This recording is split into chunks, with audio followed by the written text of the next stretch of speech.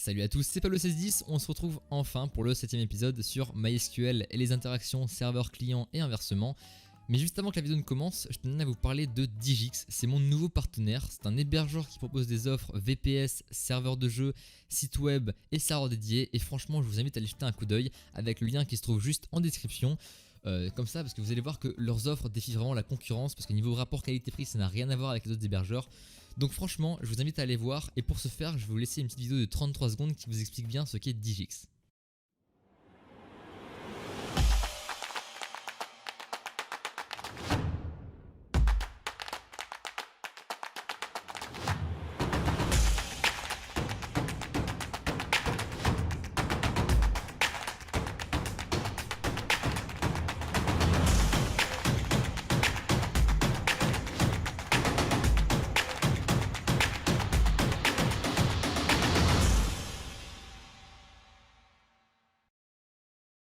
Voilà, donc si ça vous intéresse, n'hésitez surtout pas à aller voir leur site avec le lien en description. Maintenant que ceci est dit, on va passer justement aux données et aux interactions serveur-client et inversement, comme je l'ai dit en début de vidéo. Donc pour ce faire, on va d'abord télécharger ce qu'il faut pour MySQL. Parce que même si on va pas d'abord commencer par ça, mais par les bases, il faut quand même qu'on ait ça de près pour après, pour la deuxième partie du tutoriel. Donc pour ce faire, vous allez aller sur internet et vous allez aller sur le GitHub de 5m-mysql-async. Vous allez chercher ce repository là dans le GitHub de Bruce Noof et vous allez le télécharger. Une fois que c'est fait, vous retournez dans votre serveur, donc en l'occurrence moi c'est ça, et vous allez tout simplement glisser MySQL A5 dans votre dossier. Donc là je vais le remplacer parce que je l'ai déjà. Voilà, il est juste ici. Maintenant que c'est fait, vous allez ensure MySQL-async pour qu'il s'active correctement au démarrage de votre serveur. Maintenant que ceci est fait, ce qu'on va faire, c'est qu'il faut savoir une chose, c'est que d'abord pour avoir MySQL Async, il faut d'abord avoir un serveur de base de données. Alors qu'est-ce que c'est? C'est tout simplement MySQL. Donc vous, sur vos Windows, si vous travaillez en local, vous pouvez sans doute installer XAMPP, parce que il me semble que c'est XAMPP, c'est ça, pour avoir un serveur MySQL local avec Apache. Vous pouvez même installer phpMyAdmin, parce que moi c'est ce que je vais utiliser le long de la vidéo. Donc si vous voulez pas être perdu, je vous conseille d'installer XAMPP plus phpMyAdmin plus MySQL, c'est assez important. Voilà, donc moi je suis sur Linux, vous allez sans doute être sur Windows, mais c'est à peu près la même marche à suivre, vous inquiétez pas, vous n'allez pas être perdu. Ensuite, pour suivre ce tutoriel, il faut avoir un minimum de connaissances avec les requêtes MySQL, même si je vais vous expliquer un peu la majorité de ce qu'on va faire. Mais voilà. Donc ensuite, ce qu'on va faire, c'est qu'on va aller sur mon phpMyAdmin, qui ressemble à ça moi pour l'instant. Donc je vais créer une nouvelle base de données qui va s'appeler test. Hop, on l'a créée, et on n'y touche plus. Parce que ça on verra en deuxième partie du tutoriel. Ensuite, juste avant, il faut savoir que pour que ça fonctionne, il faut mettre une ligne qui se trouve juste au-dessus, un peu plus au-dessus de Ensure MySQL Async, qui permet d'établir la connexion et d'établir l'utilisateur, le mot de passe, le port, etc. Cette ligne, je vais vous la détailler en description, vous inquiétez pas, mais moi je peux pas vous la montrer tout de suite parce qu'il y a des mots de passe et l'IP de ma machine, etc. Donc j'évite de vous la montrer. Une fois que ceci est fait, ce qu'on va faire du coup, c'est qu'on va passer à la partie assez intéressante de liaison entre le serveur et le client. Donc pour ce faire, on va retourner dans notre script de test qui est ici. Donc on a un client et un fx manifest, vous vous en souvenez. Et nous ce qu'on va faire, c'est qu'on va rajouter ceci, serveur-script, et on va mettre serveur.lua qu'on va créer tout de suite. Donc serveur.lua, hop, voilà. Donc ça va être le côté serveur, voilà. Donc pour que ça enregistre, on va redémarrer notre serveur, hop, comme ceci. Donc là vous avez vu aussi le message database server connection established, ça veut dire qu'il a réussi à se connecter MySQL, mais ça on verra après, comme je vous l'ai dit, chaque chose dans son temps. Donc on lance 5m, je vais me rendre sur le serveur. Donc voilà, on est arrivé, donc ce qu'on va faire c'est qu'on va commencer nos premières interactions et nos premières commandes avec le serveur. Donc pour ce faire, on va se rendre ici, dans le côté serveur, on peut, comme dans le côté client, enregistrer des commandes. Parce que qu'est-ce que c'est la différence? C'est que si on enregistre des commandes côté client, elles seront exécutables que depuis le côté client. Que si on les enregistre côté serveur, elles seront utilisables des deux côtés. Et du côté serveur, donc dans la console, et du côté client, donc ça veut dire dans le côté client, quoi. Du coup, on va pouvoir créer une commande, donc c'est la même procédure, hein, par exemple test, avec function, donc source, args, et raw command, hop, end, et false à la fin. Oula, excusez-moi, false, voilà. Donc test, on va pouvoir print test comme message. Voilà, on restart la ressource, test script. Et là on fait test, et vous voyez bien que ça marche, j'ai bien reçu test. Et normalement en jeu, si je fais test, Voilà, je reçois bien test aussi, ça marche dans les deux cas. Voilà. Donc je peux aussi très bien la faire par rapport à ici, ça marchera très bien aussi également. Donc voilà, côté serveur, ça sert à l'enregistrer des deux côtés. Voilà. Donc maintenant, on peut aussi print la source pour voir d'où a été exécutée la commande. Et c'est assez intéressant, vous allez voir pourquoi. Source. Donc je restart, et là je fais test. Et vous voyez qu'il est marqué 0. Et si je fais /test, vous voyez qu'il est marqué 1. Donc c'est assez intéressant parce qu'on peut faire en sorte que la commande soit juste exécutable du côté serveur. Parce que justement, en faisant ça, qu'est-ce qu'on peut faire? On peut faire if source égale 0, donc si c'est la console qui envoie la commande, faire quelque chose, sinon faire quelque chose d'autre. Donc là on peut dire console, et là on peut dire joueur. Comme ceci. Test, console, test, joueur. Voilà. Donc vous voyez, il y a pas mal de possibilités qu'on peut faire avec ça. Maintenant, on va s'attaquer à une partie qui est beaucoup plus grosse, vraiment. C'est la partie, justement, liaison, mais vraiment liaison pure et dure entre les deux choses avec les register net event, add event handler que vous avez sans doute déjà vu. Voilà. Donc, qu'est-ce que c'est? Qu'est-ce que c'est que ça? À quoi ça sert? Et ben, je vais vous expliquer. Premièrement, pour enregistrer un événement, donc pour enregistrer quelque chose qui écoute, il faut faire register net event. Par exemple, mon premier event. Voilà. Donc là, on a un event d'enregistrer, donc je peux actualiser, je peux très bien restart, il ne se passera rien. Il ne se passera rien du tout vu que c'est juste enregistré. Maintenant, vous avez sans doute déjà vu dans le côté client que je peux faire une commande. Par exemple, je vais faire une commande test, encore une fois. Hein. Test avec function source args raw command, comme ceci, avec end et false. Ici, ce qu'on va faire, c'est qu'on va faire un trigger server event. On veut déclencher un event côté serveur. Donc vous voyez que là, on l'a enregistré. Et bien ici, on veut le déclencher. Et du coup, on va l'appeler par son nom, mon premier event. Donc comme ceci. Oula. Et il n'y a aucun argument supplémentaire vu que pour l'instant, il est tout seul. Donc voilà. Oula. Pardon, excusez-moi. On va restart. Voilà, nickel. Et on va faire /test. /test, il s'est rien passé. Et pourtant on a bien un event enregistré. Pourquoi? Parce que maintenant qu'on a enregistré l'event, il faut l'écouter. Et pour l'écouter, on fait add event handler. Voilà. Et là on ajoute une écoute à l'event en question. En l'occurrence, nous on veut écouter cet event là. Et en paramètres, on veut rien mettre. Donc on met une fonction vide. C'est exactement pour le même principe que la commande dans la construction, si vous voyez, si vous voulez ce que je veux dire. Et là on peut très bien mettre print mon premier event a été déclenché comme ceci. Hop, je restart test script, je fais test. Là je dis rien dans la console, mais par contre ici mon premier event a été déclenché. Vous voyez que ça fonctionne bien. Et on peut exactement faire le chemin inverse. Et je vais vous expliquer comment. Ici on peut très bien aussi faire register net event. On enregistre un event qu'on va appeler mon premier event le retour, parce que ça revient. On l'écoute. Donc mon premier event le retour. Hop. En paramètres on met strictement rien. Et ici on va envoyer j'ai reçu le retour de mon premier event. Alors là soyez extrêmement attentifs parce que vous allez peut-être vous perdre, donc faire vraiment attention. Donc je refais le chemin. On y va, on envoie un event, on envoie l'event mon premier event. Ici il l'écoute, donc il le reçoit et ça déclenche ce qui arrive après. Il envoie mon premier event a été déclenché, mais nous on veut pas ça, on veut qu'il renvoie un event, et pas celui-là, hein, qu'il en renvoie un autre au côté client. Pour ce faire, c'est pareil que trigger server event, mais du coup trigger client event. Voilà. Donc là, l'autocomplétion nous propose plusieurs choses. L'event name, donc il sera forcément mon premier event le retour, donc celui-là. Le player ID et les arguments complémentaires, donc ça on n'en met pas comme on a dit tout à l'heure. Qu'est-ce que le player ID ? Alors le player ID, écoutez bien parce que c'est assez important. Le player ID, c'est en gros l'idée unique côté serveur du joueur. Comme par exemple sur vos serveurs quand vous faites /goto1, /goto2, /goto3, et bah c'est exactement le même principe. Voilà, c'est exactement la même chose. Maintenant ce qu'on va faire, c'est que du coup on va récupérer cette source. Donc ce player ID. En gros player ID va être égal à local src est égal à source. Voilà. Pourquoi? On pourrait très bien mettre source, mais moi j'aime bien mettre local src égale à source, ou même vous pouvez même mettre local source égale à source, parce que des fois source n'est plus valable après quelques actions. Je sais pas pourquoi, c'est 5M, mais en gros source des fois n'est plus accessible après plusieurs actions. Donc faut le définir, faut le redéfinir. Et en gros source, vous allez me dire ouais mais source du coup c'est quoi? Et bah il apparaît nulle part, source il est déjà compris là-dedans en fait. Dans le add event handler, il le ramène avec lui. Donc source il n'est pas visible mais on peut le récupérer. Il arrive là. Et source du coup, mon ID c'est 1, donc source ça va être 1 forcément. Et donc là on va envoyer mon premier event le retour à l'ID 1, donc à moi. Donc on va essayer. Hop. Test, et là j'ai reçu le retour de mon premier event. Alors on va refaire le chemin. Du coup ici j'envoie test, donc j'envoie l'event, mon premier event, je le reçois ici. Et je renvoie un event qui s'appelle mon premier event le retour à la source, donc à l'ID qui a déclenché cet event.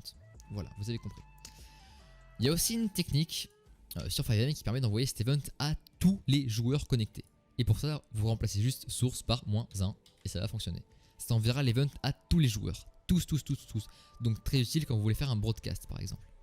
C'est vraiment extrêmement utile quand vous voulez faire une commande pour envoyer un message à tous les joueurs. Test, vous voyez que ça marche aussi, j'ai reçu mon premier event.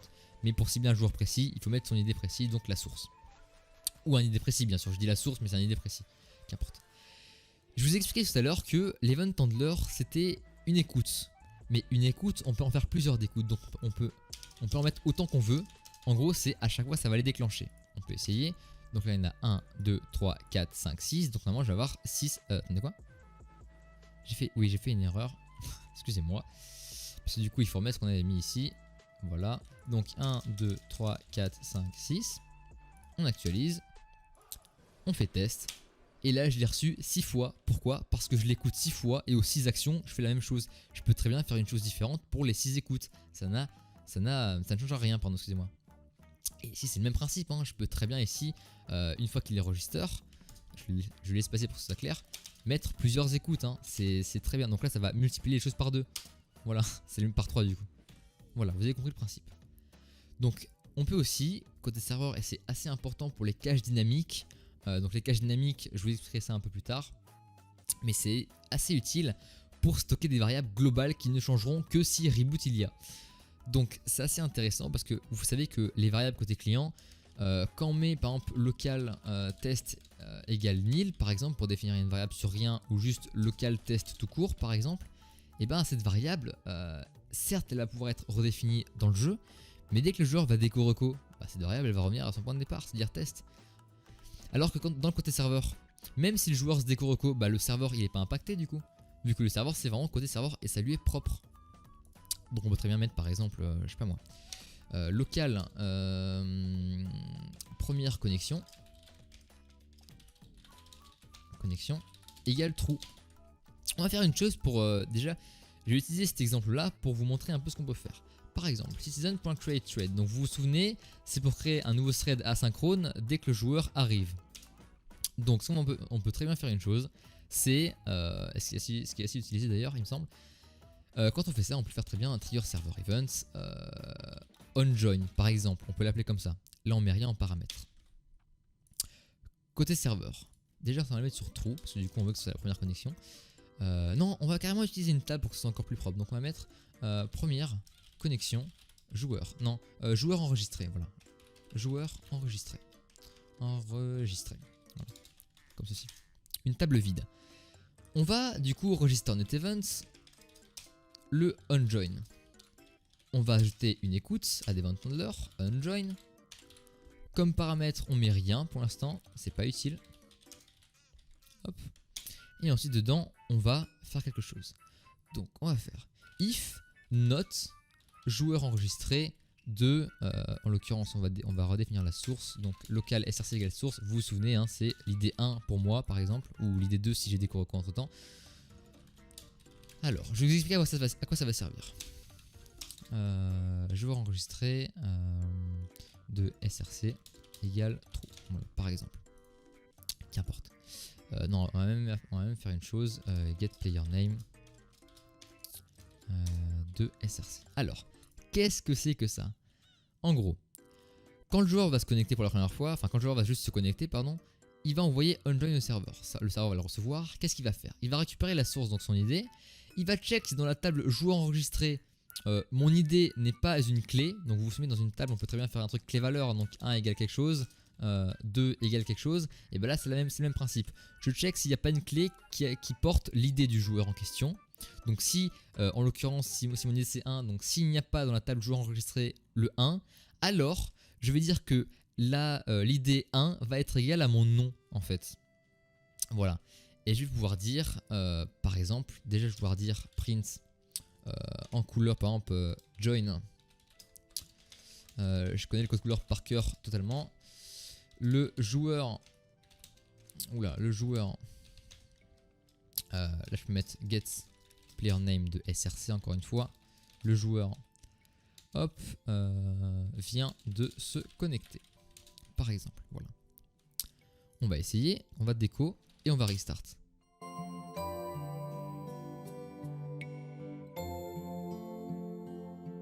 Ok, on est arrivé.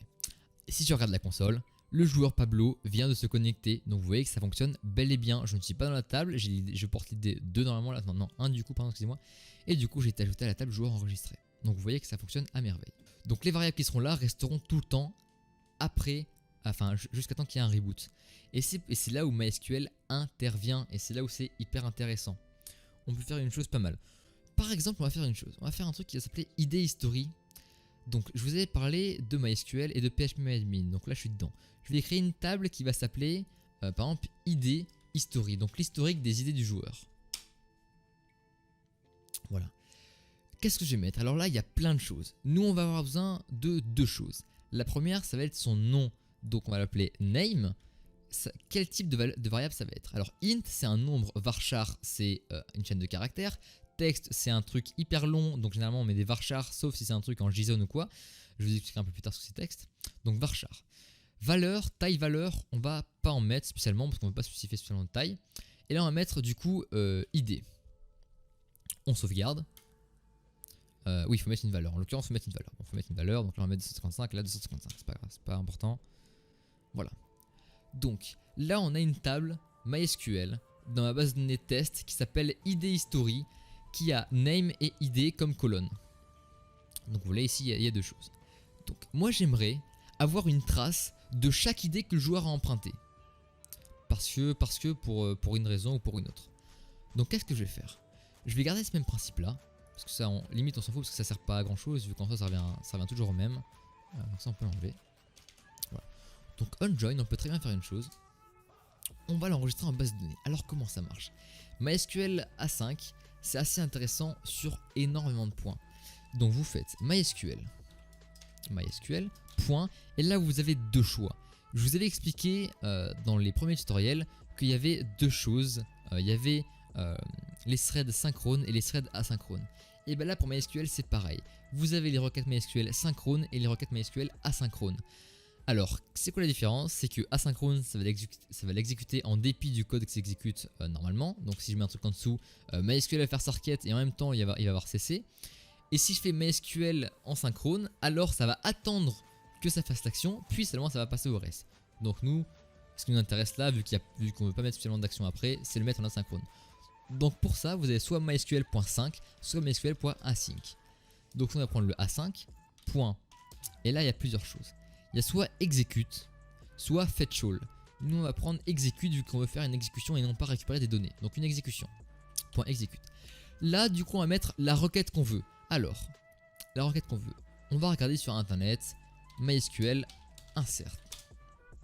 Voilà, on va aller sur le site officiel. Donc là vous voyez un exemple de syntaxe. Insert into le nom de la table, le nom de la colonne 1, le nom de la colonne 2. Voilà, ensuite les valeurs qu'on veut mettre dedans justement. Donc on va se servir de cet exemple. Donc pour ça on a la table qui s'appelle ID History. Donc insert into ID History.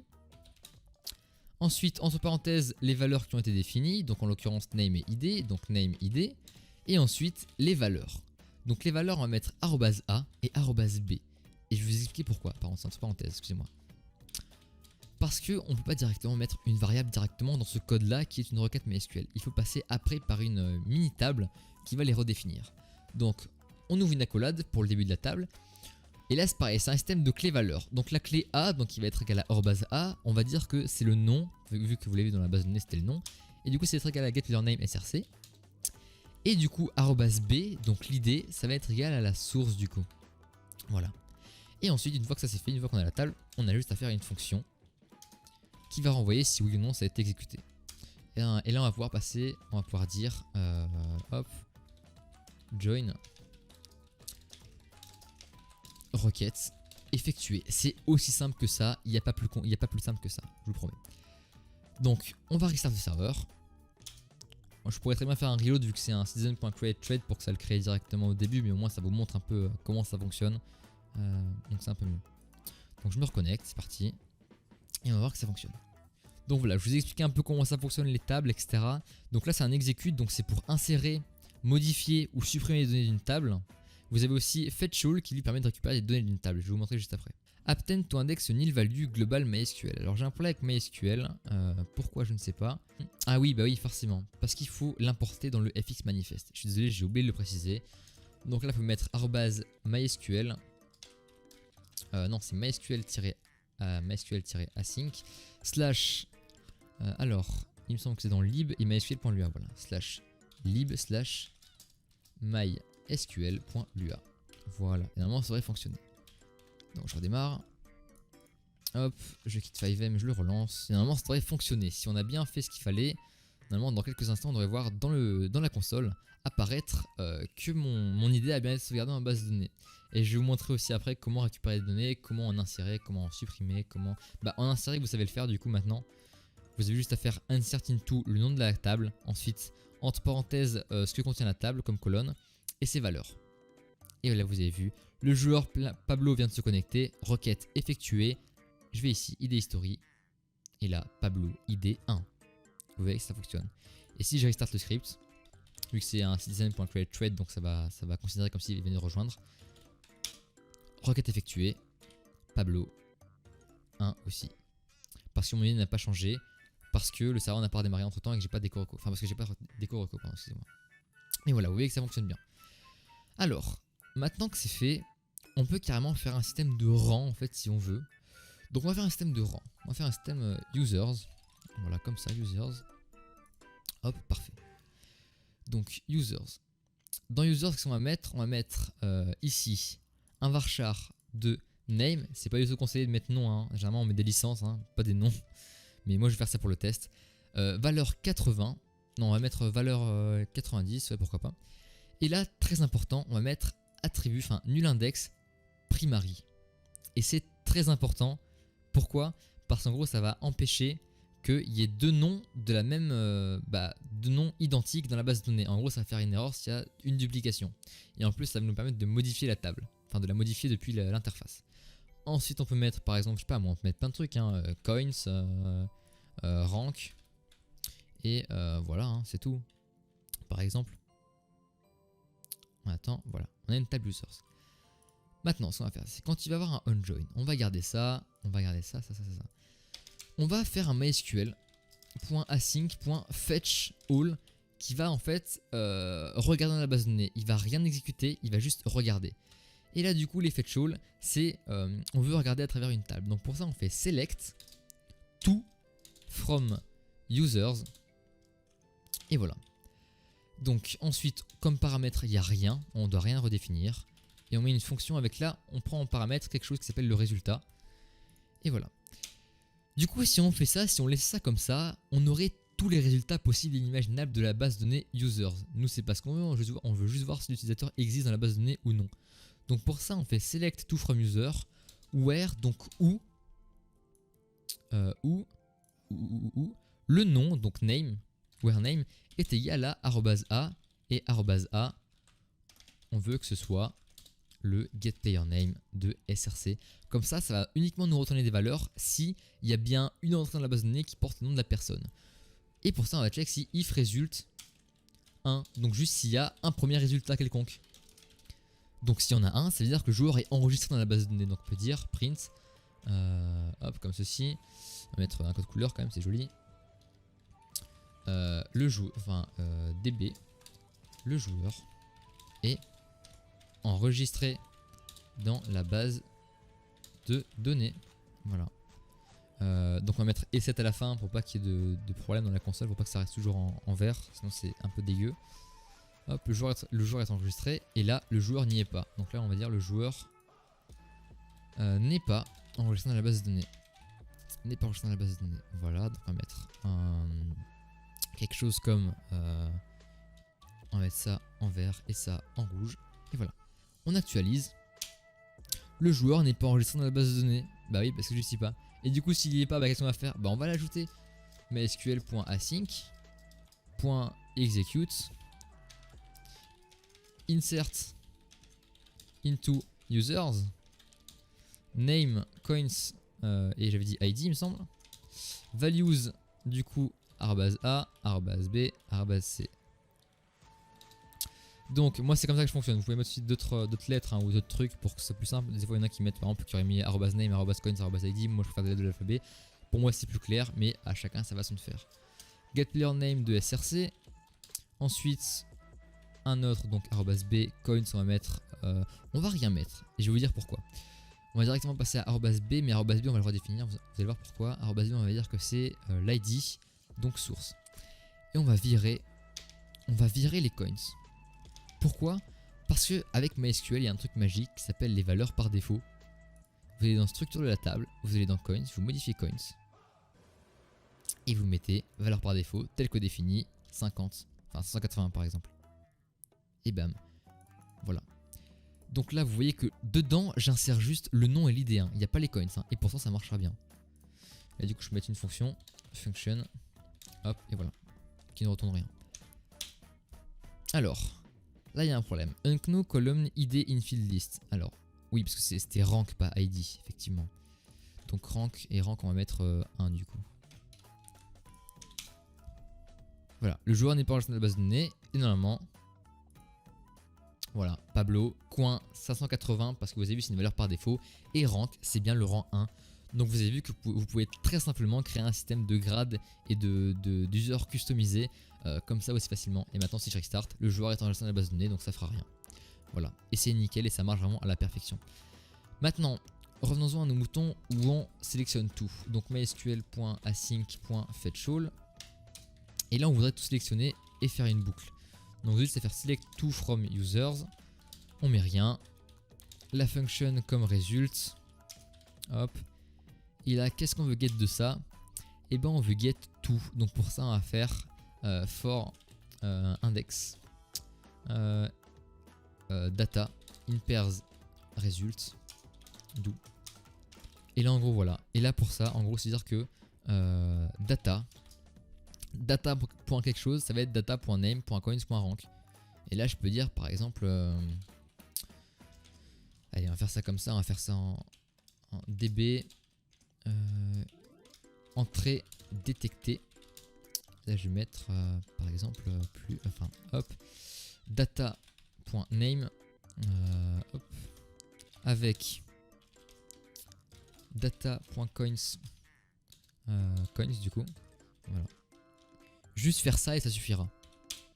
Voilà, entrée détectée, Pablo avec 580 coins. Hop, je peux très bien ici du coup insérer. Name, je sais pas. Coins 100, rank 2. Hop, on actualise. Oula, j'ai lancé une TLG. Et là voilà, entrée détectée, je sais pas, avec 100 coins. Et entrée détectée, Pablo avec 580 coins. Donc c'est comme ça qu'on interagit avec une base de données et qu'on interagit avec un serveur. Vous avez compris comment ça fonctionnait. Maintenant à vous de jouer. Il y aura aussi plusieurs autres épisodes sur ça parce que là c'est que le début. Il y a plein de choses à exploiter. Mais ça c'était les bases de MySQL. Voilà, donc c'est la fin de cette vidéo. N'hésitez pas à vous abonner, à lâcher un like et à lâcher un commentaire. Je répondrai en commentaire et sur mon Discord qui est en description. Et n'oubliez pas l'hébergeur Digix avec le lien en description. Allez, à plus tard tout le monde.